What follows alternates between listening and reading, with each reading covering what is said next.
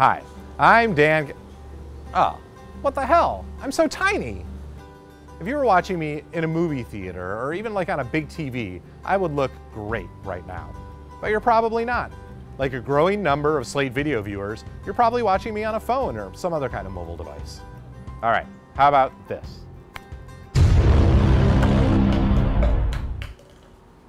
All right, well, now I'm framed properly, but this clearly is not right. So I think it's time to go vertical. Now, once upon a time, if you posted vertical video online, you could be sure that someone would yell at you in the comments, "Turn your phone!" But that was when we all watched videos on our computers. Now we mostly watch videos on our phones. And it turns out that vertical video looks really great the way we all naturally want to hold our phones. Snapchat and other messaging apps have completely transformed the way that young people in particular shoot and view video. Users view 7 billion videos a day on Snapchat. That is a lot of face swaps. It's not a tumor. But I'm old, and I love widescreen images. And so when YouTube followed Snapchat's lead in July of 2015 and started supporting vertical video in its app, I got a little worried.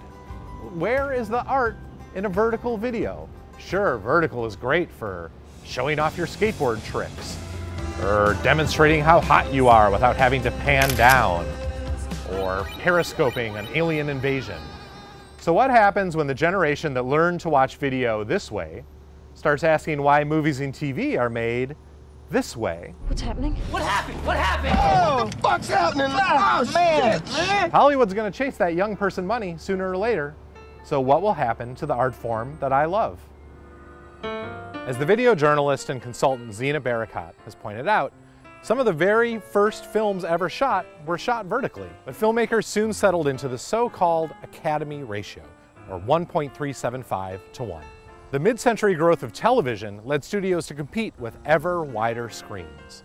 185 to 1, anamorphic, Ultra Panavision 70. Even now, some filmmakers revere the wide screens of old because wide screens mean art. By shooting it in 65mm, I'm guaranteeing to some degree or another, there will be 70mm film prints out there in the world, screening for people who care. And I revere it too. And for lovers of culture in its traditional forms, the past 20 years have been a real cavalcade of change, not all of it welcome. Owning your own music and playing it in high fidelity? Gone. The morning newspaper? On its way out. The local symphony?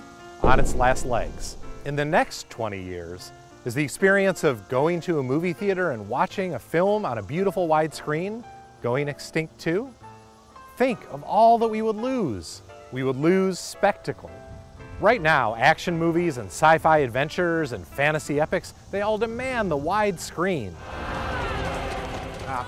This looks awful. Let's just do this. Car chases, sword fights, spaceship battles. These things happen on a horizontal plane, and directors have gotten really good at showing us action scenes in a wide screen. And even when there isn't action on screen, directors who want to wow us use vistas, because vistas are all about breadth, and that mirrors the human field of vision, which is wider than it is tall. So here's one argument for vertical video. If you do away with the need for spectacle, maybe we get more of those movies we always say we want. Intelligent movies about two grown-ups talking. Haha, nope, because to shoot two grown-ups talking, you need to shoot a two-shot, and you can't make a two-shot work in a vertical frame. Frame a scene like this vertically, and you completely lose the connection between the two characters. I thought you idealized the night a bit. Oh, come on, it's officially fiction, No, right? no, I mean, I know, I'm supposed to... I know, I thought, you know, there were times where you made me a... Well, What? I mean, her, right? No, me.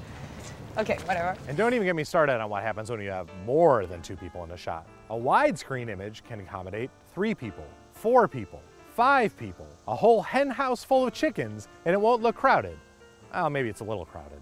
To get a sense of what it looks like when you jam a bunch of people into a vertical shot, let's look at a scene that was given an artificial vertical frame by its director. In this shot from Life is Sweet, Mike Leigh captures his 3 characters in a doorway. Now listen, you're in trouble, right? And I'm helping you out, because that's what friends are for. That's right, isn't it, Anne? The shot amplifies the awkwardness between these characters while accentuating the tininess of Timothy Spall's flat. Now, if every scene you watched between three people was packed into a vertical frame, it would take a long time to train your eye not to see all of them as crowded and awkward. Oh, look! There is no way that a story shot vertically is going to move me or excite me or make me laugh the way that a widescreen image can. I mean, what are we going to do? Jam ourselves into skinny little movie theaters? Turn our TVs sideways? Or are we just stuck watching things on our phones for the rest of our lives?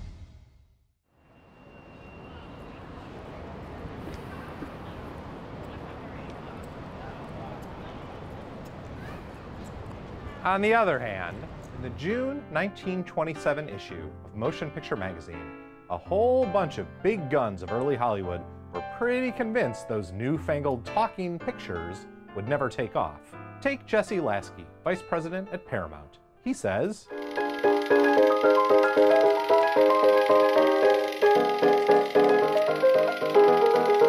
or hey, how about Irving G. Thalberg himself? What's he say?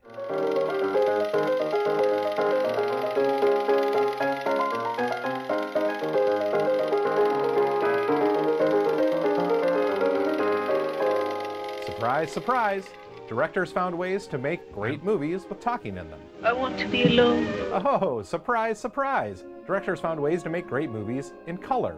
We must be over the rainbow. Directors even found ways to make great movies in our now beloved widescreen, no matter what they said about the format at the time. C'est très chouette. J'aime beaucoup le cinémascope. Ce n'est pas fait pour des hommes, c'est fait pour les serpents, pour les enterrements. That's Fritz Lang in Contempt, which Godard shot in widescreen. Huh. I guess an actual artist views technological change not as an obstacle, but as an opportunity. For the past few years, a film festival in Australia has been welcoming vertical entries. Even the no-budget short films that win prizes at the Vertical Film Festival do some pretty interesting things. Directors like Wes Anderson and Xavier Dolan already play with aspect ratio to great effect. What floor is it on? 130. 130. I wonder what Brad Bird could have done with the Burj Khalifa scene in Mission Impossible Ghost Protocol. I wonder how Sofia Coppola could have made the bling ring even more Instagrammy and beautiful and vertical. Maybe instead of clinging to the way art has always looked, I should get more excited about smart and creative directors finding new ways to tell stories. And you know what? There's one remarkable natural feature that isn't wide like our field of view: the human face. After all, faces aren't shaped like a landscape. As you already know from every selfie you've taken or FaceTime call you've made, faces are shaped like portrait mode. Film was made for emotional close-ups.